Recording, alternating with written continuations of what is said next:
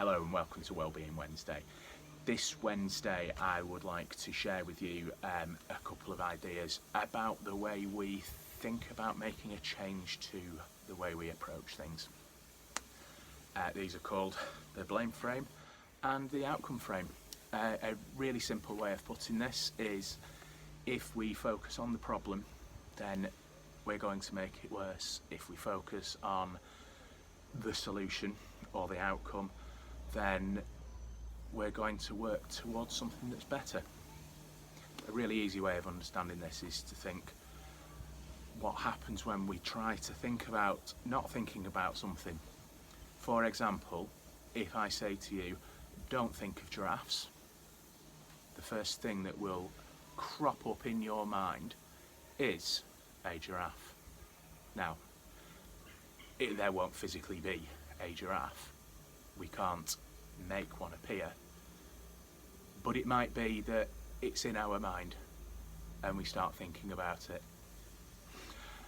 So by saying don't think about giraffes, instantly what happens is up pops that giraffe in our mind.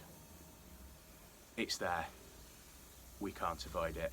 However much we think about not thinking about it, and we try to force it out of our mind. So, rather than not thinking about giraffes, I might ask myself, what do I want to think about instead? And concentrate on thinking about that.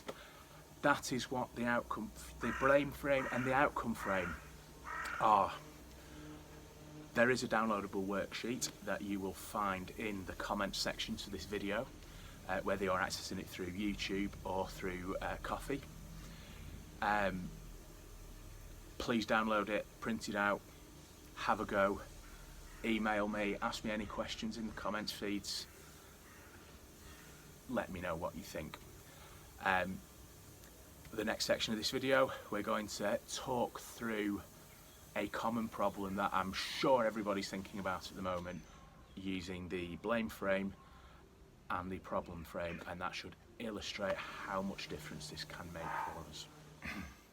So the blame frame is something that is really easy for us to slip into, and it starts with focusing on what's wrong, what is this problem, why have I got this problem, whose fault is it, what can't I do because I've got this problem, how long have I had this problem for, how long is it going to last? How does it limit me? I'll give you an example as we think through an issue of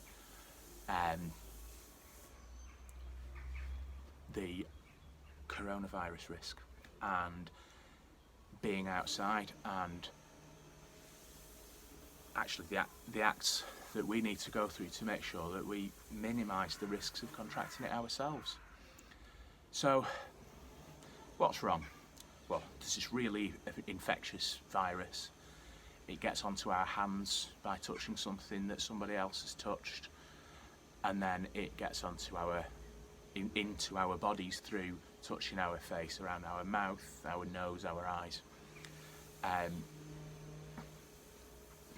We naturally want to touch our faces all the time, so this is quite a big issue, not touching our face. So the reason we have this problem is because the virus stays alive on surfaces for quite a long time.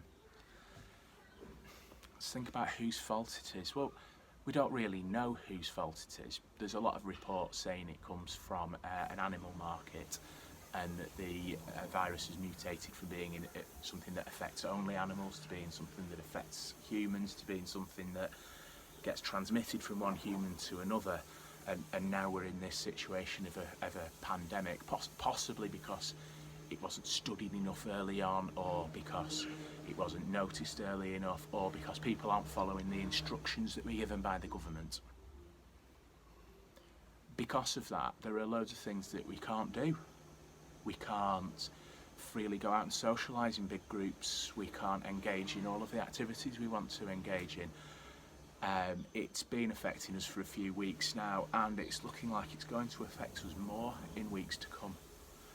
and it limits all sorts of areas of our life. Now you can see through that talk, because that was very negative, and through talking about all these problems, there they were our giraffes. So, using the outcome frame, this set of questions, so what do I want instead? So instead of having these issues, I want to be able to get on with living my life as normally as I can. How do I get that? Well, what I need to do is follow these instructions as best as I can and minimise my risks where I can. Go out to exercise every day. Go to the shop and get the things that I need when I need them. Make sure that I wash my hands properly. Think about what I'm doing with my hands. Put my hands in my pockets more. Wear a pair of gloves all the time when I go outside, because that'll remind me there's something about my hands. I've already mentioned where, when and who with. Okay, but these are important questions to ask ourselves. Let's be specific about this. Where are we going to do these things? When are we going to do these things? Who will we be with when we do them? How will I know when I'm doing it? This one might be quite difficult sometimes. Maybe we'll know because we remember taking that pair of gloves off, because we've put it into a timetable that we're going to go out at that time and do that thing, because we've written our shopping list for the day that we're going to go. What else is going to improve for us? Well, we might find there are new parts of our lives that become better, because so we may have more time to spend with family because we've got more time at home. We might have time to read that book we've been looking at reading, finishing that computer game, more time to play with your Lego, whatever it is. So we've then really got two questions left that go together. It's what can I do already, and what else will I do? So already I can stay in, I can put my hands in my pockets, wear a pair of gloves. I can go and get my exercise and come straight home. What else am I going to do? Well, it might be that you choose to engage in different things that you don't normally do. Watching videos like this, having a go at the exercises, focusing a little bit more on bits of our lives that we can change, spending some time on reflecting. When I've applied that outcome frame, something that's really quite a challenge to us, all of a sudden starts to feel like it could actually become more of a positive as we move forwards. So download the worksheets, have a go at those exercises, apply it to whatever you like, and just remember, don't think about giraffes, because when you say don't think about giraffes, not physically, metaphorically, the giraffes pop up to say hello. Thank you. See you next week.